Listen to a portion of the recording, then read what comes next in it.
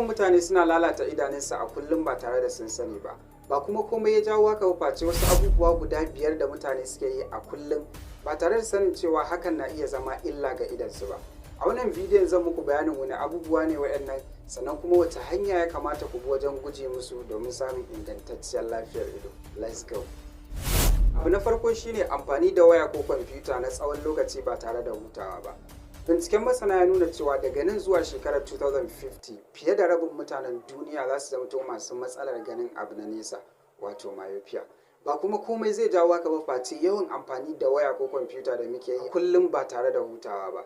Abin da ya kamata mu sani shine yin hakan yana rage karfin idonmu wajen ganin abin da yake a nesa, sannan yana kawo gajiyar ido wato eye fatigue, yana kuma kawo bushewar ido wato abin da muke kira da dry eye. Wannan shine dalilin da yasa wani zubin idan ka dade kana amfani da waya ko kwamfuta ko kallon screen din TV, zaka ji idonka ya gaji, ka kasa ci gaba da kallon, ko ka ji idonka yana zafi, kana gani dishi-dishi, ko ka ji kamar abu ya faɗa ma ido, ko ka ji kamar ƙaiƙayi. Duk wayannan alamomi ne da idanunka suke gaya maka cewa sun gaji, they can't tolerate it anymore, kai kuma kana basar musu. To me mafita anan? Mafitar ita ce ka rika amfani da ka'idar 20-20-20 rule. Ma'ana duk minti 20 da ka dauka kana amfani da wayarka ko kwamfuta sai ka dan tsaya, sai kalli inda yake nesa da kai kamar taku 20 daga inda kake, sai kai ta kallon gurin nan na tsawon sakan 20. Hakan zai sa muscles din idanka su huta domin ka ba su wannan short time to relax, wato 20 seconds. Abu na biyu shine yawan sosa ido, musamman da hannu mara tsafta. Idan kana yawan sosa idonka zaka iya saka ƙwayoyin cuta kamar virus, bacteria zuwa ga idonka,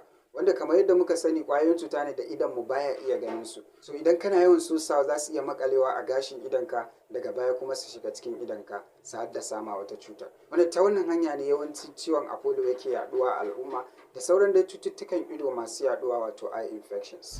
Abu na uku shine rashin kare ido daga hasken rana. Wannan musamman ga mutumin da yake dadewa a rana kenan yana aiki ko kuma yana wasu activities din a rana.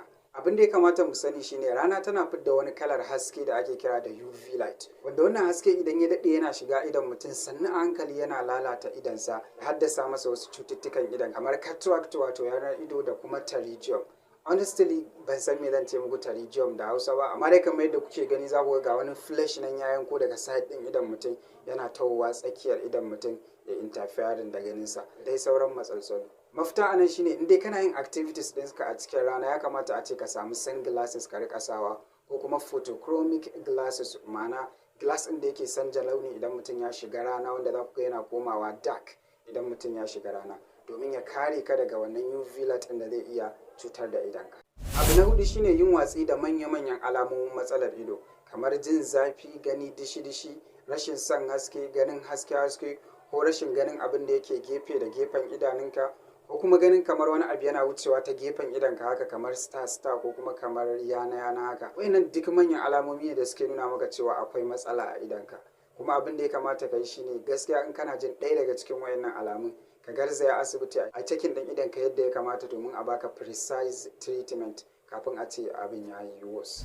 Abu na biyar shine amfani da maganin ido ba tare da shawarar likita ba. Jama'a ya kamata mu tuna cewa fa ido ba abin wasa bane. Kawai dan kana ciwon ido ba za ka ce bari na gwada wancan maganin, in bai yi ba bari na gwada wancan, in shi ma bai yi ba bari na gwada wancan kafin na je asibiti ba.